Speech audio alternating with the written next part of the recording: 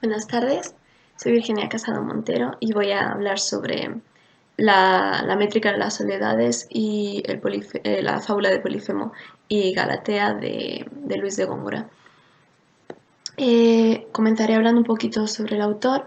Luis de Góngora, poeta cordobés, nació en Córdoba en 1561 y también murió allí en 1627, a pesar de que tuvo la oportunidad de estudiar tanto en Granada como en Salamanca, de vivir en Madrid, puesto que provenía de una familia más bien acomodada. Las soledades representan la obra cumbre para el autor, para Luis de Góngora. Supuso también una revolución definitiva en su poesía y dan inicio a lo que después sería el poema moderno. Está escrito en silva, lo que quiere decir que se compone por versos endecasílabos y heptasílabos con rima consonante, aunque algunos de esos versos quedan libres, es una de las características de la silva. Entonces, eso le permite al autor dotar su poesía como de un poco libertad, con más personalidad que él quiera transmitir. Y fundamentalmente las soledades son una oposición de la vida urbana contra la vida retirada, la vida en el campo. Es un tema que ya habíamos tratado anteriormente, por ejemplo, con Fray Luis de León y su Oda a la vida retirada. Entonces, en este caso nos encontramos fundamentalmente con eso, una historia de un joven peregrino que va recorriendo un camino, experimentando una serie de vivencias y durante todo este poema fundamentalmente se alaba la vida del campo, alejada de la corte. Esto también está plagado de detalles que introduce el autor eh, sobre la vida sociopolítica en los siglos XVI y XVII en la España de la época. Voy a leer un pequeño fragmento. Tus umbrales ignora la adulación sirena de reales palacios, cuya arena besó ya tanto leño. Trofeos dulces de un canoro sueño, no a la soberbia está aquí la mentira, dorándole los pies en cuanto gira la esfera de sus plumas, ni de los rayos baja las espumas, favor de cera alado, oh bienaventurado, albergue a cualquier hora. Este es una estrofa que a mí me gusta bastante y me parece que tiene una rima muy interesante. Como comentábamos antes, la silva se compone por endecasílabos y heptasílabos, entonces encontramos una rima consonante que, como vemos aquí, verso por verso sería hora, ena, eño, ira, as, ado, hora.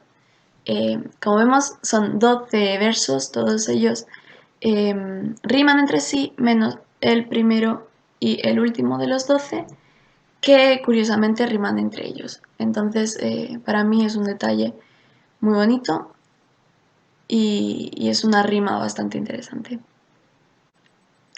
En cuanto a la fábula de Polifemo y Galatea, nos encontramos con 504 versos en decasílabos que están agrupados en 63 octavas reales. Esta es la métrica elegida por el autor.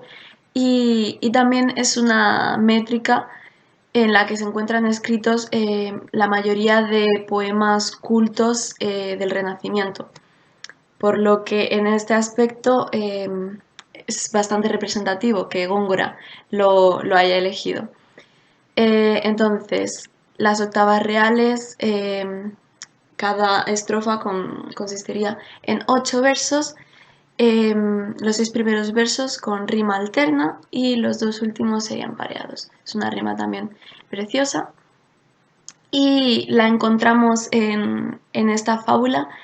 A mí me parece que de un modo muy acertado, puesto que anteriormente en las soledades, como estábamos hablando, se requería un tipo de métrica más personal que el autor pudiera ir moldeando, ya que estamos accediendo a una parte muy oscura del autor.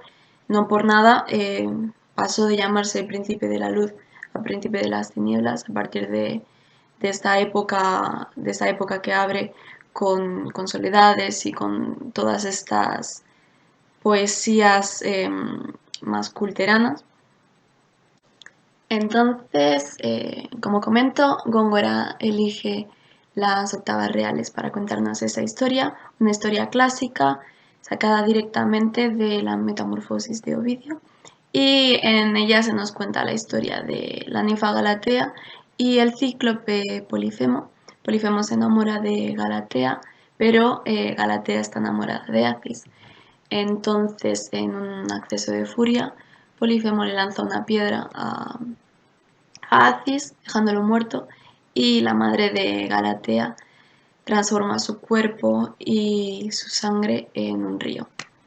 He decidido también elegir una pequeña estrofa en la que Góngora nos va a describir a Galatea. Ninfa, de Doris hija, la más bella, adora que vio el reino de la espuma. Galatea es su nombre, y dulce en ella, el terno Venus de sus gracias suma. Son una y otra luminosa estrella, lucientes ojos de su blanca pluma. Si roca de cristal no es de Neptuno, pavón de Venus es, cisne de Juno.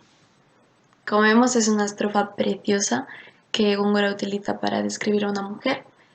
Y como comentábamos antes, en cuanto a la rima, encontramos versos alternos al principio: bella espuma, ella suma, estrella pluma, acabado en un pareado también muy musical al final, Neptuno y Juno.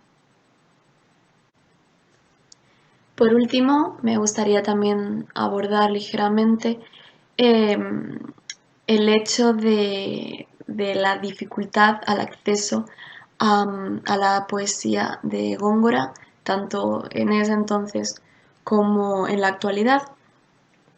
Como sabemos, Góngora no escribe para el vulgo, no escribe para el pueblo, solamente quiere que personas cultas y leídas puedan acceder a su poesía. Por eso juega tanto con la sintaxis, para construir una poesía que realmente sea complicada de leer, que no puedan consumir personas que no tengan ciertos estudios previos. Entonces, a día de hoy, en mi opinión, son muy pocas las personas que pueden acceder a la poesía de Góngora. No sé si como con Cervantes o con Lope, otros autores de la época. Cervantes, por ejemplo, al escribir novelas, Lope, al escribir comedias, obras teatrales muy, muy aclamadas por el público y con un lenguaje también bastante más accesible, estas obras han podido ser representadas de mil y una maneras. Entonces, a día de hoy, cualquiera puede ver una obra de Lope, comprenderla y disfrutarla, así como también puede leer El Quijote, puede leer cualquier obra de Cervantes y también poder sacar cierto provecho de ella. No así, no es tan fácil poder acceder a una obra de Góngora, que una persona de a pie sin cierta cultura en cuanto a poesía o ciertos estudios relacionados pueda leer una obra de Góngora y disfrutarla y comprenderla también, puesto que es un placer que el mismo autor había decidido dar solamente a unos cuantos. Esto es todo, un saludo.